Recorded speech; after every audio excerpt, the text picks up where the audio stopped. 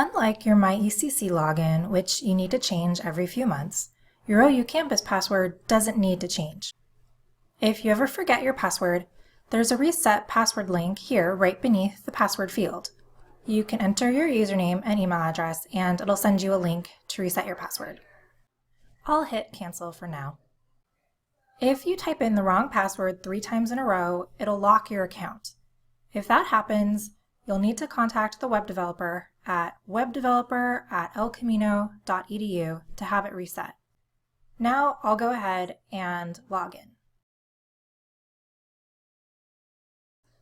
If you've logged in directly from the page you'd like to edit, you'll sometimes be taken to this dashboard screen, and sometimes you'll be taken right to your page in the Content tab. I'm not sure why that is exactly. When I was making this video, it varied for me, even though I was logging in from the same exact page. But in any event, this is the dashboard, and in a separate video, I'll take you on a tour of what all it is you see going on here. For now, the very first thing we're going to do is change your password. If you've already taken an OU Campus training and already changed your password from the temporary one we first assigned you, then you don't need to change it now. The way you change your password is via your settings. To get to your settings, hover over your name up here in the upper right-hand corner and click on the link for settings. It'll take you to your profile. If you're changing your password, here's where you would type in your new one. You can come back here to settings and change your password at any time. Scrolling down, make sure that the fields for name, phone, and email address are all filled out. For phone, you'll just put your extension. You can leave the fields for time zone and locale blank. Here in the restrictions area, it shows that you're a level 7 editor. This means that you can edit pages in your group and create new pages, etc., but you can't do that for pages that don't belong to your group. So, for example, the office manager for natural sciences might be working on the biology program's homepage, but he or she couldn't edit the pages for the Performing Arts Center or create new pages in the financial aid section of the website.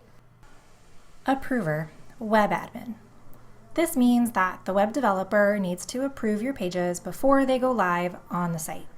It's a really simple process to send it for approval, literally just one click, and I'll go over that in a later video. You might notice that over here it says individual pages can override this setting. I'm actually not quite sure why it says that, because if you're level 7, every page does need to get approved by the web developer, so just ignore that sentence. Enforce approver doesn't apply, and toolbar standard just means that we're using a regular toolbar.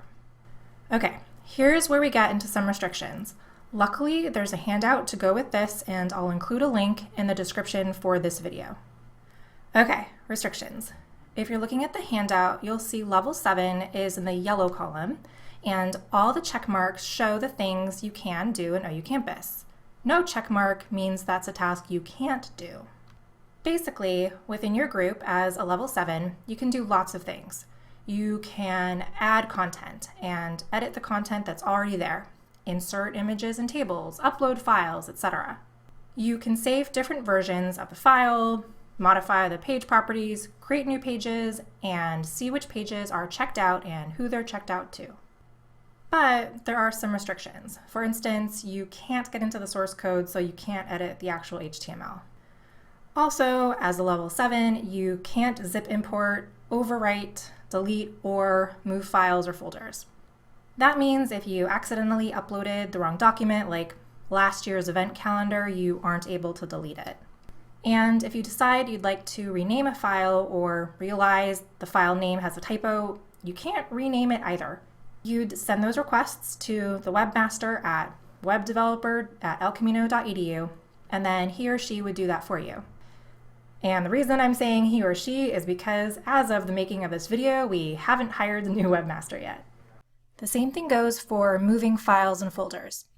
If you've uploaded a document into the images folder, for example, you can't move it over.